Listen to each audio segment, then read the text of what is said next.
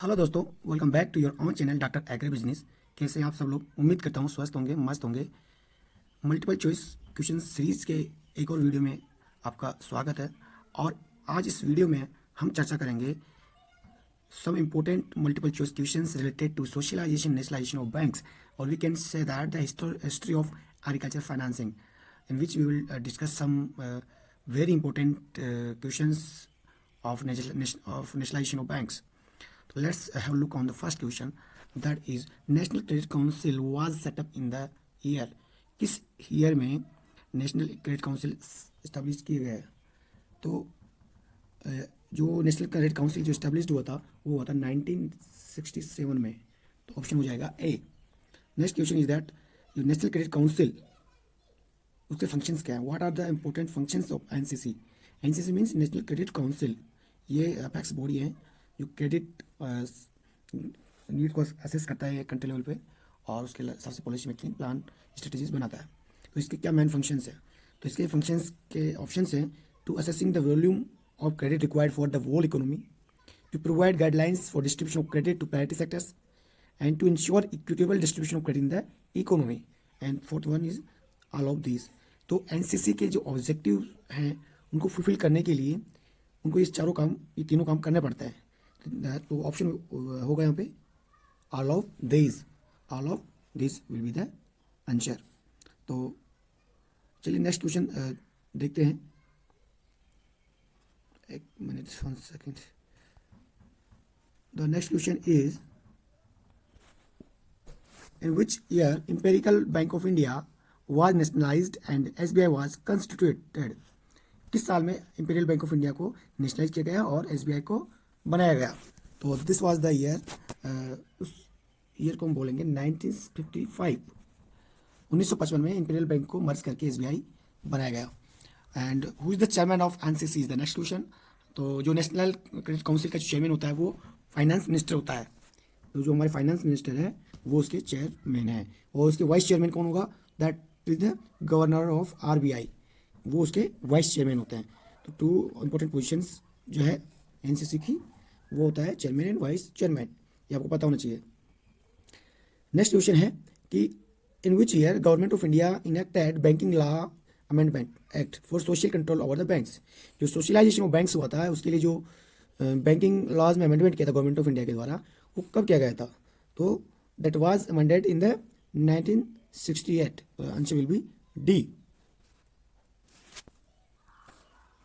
Next question is a scheme of social control was introduce in the country.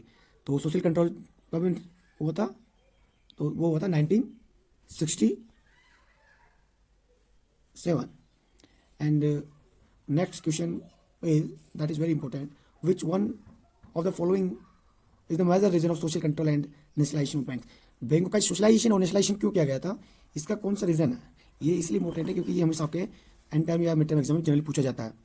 तो ये इसका option हो जाएगा डी, ऑल ऑफ दिस। क्या रीजन थे socialisation and nationalisation of bank का?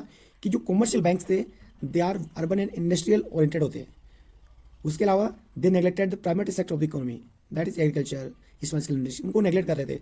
और बिग इंडस्ट्रियलिस्ट जो है उसके डायरेक्टर्स बने पड़े थे और उनके कंट्रोल में था पूरा।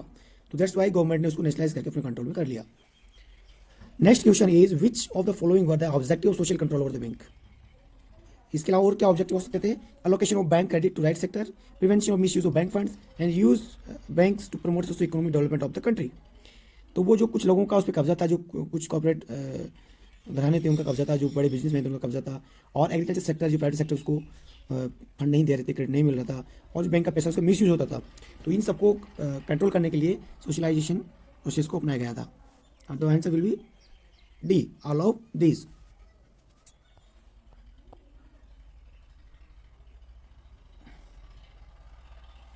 The next question is, which of the following are not objective of social control? Social control का ऑब्जेक्टिव कौन सा नहीं है? Wide spread of bank credit to rural areas, इसका ऑब्जेक्टिव था। Reducing the authority of members of managing committee, ये इसका objective था।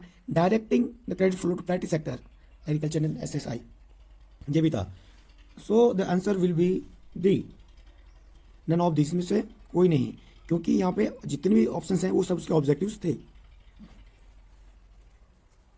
Next question is, when Government of India promulgated Banking Companies Ordinance, Acquisition and Transfer of Undertaking for the nationalization of 14 commercial banks.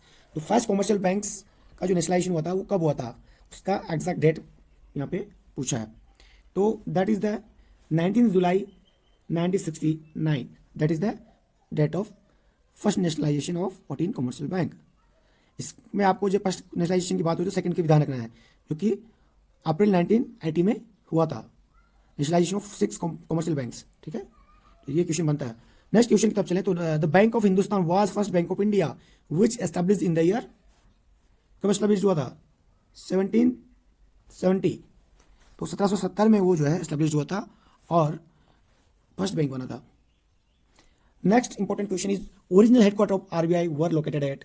देखिए question में आप गौर से पढ़िए, original headquarter पूछा RBI का, तो आरबीआई का ओरिजिनल हेडक्वार्टर जो है वो कलकत्ता में है, कलकत्ता में था. और उसके बाद में फिर जो है 1937 if I am not wrong में फिर वो मुंबई शिफ्ट किया गया.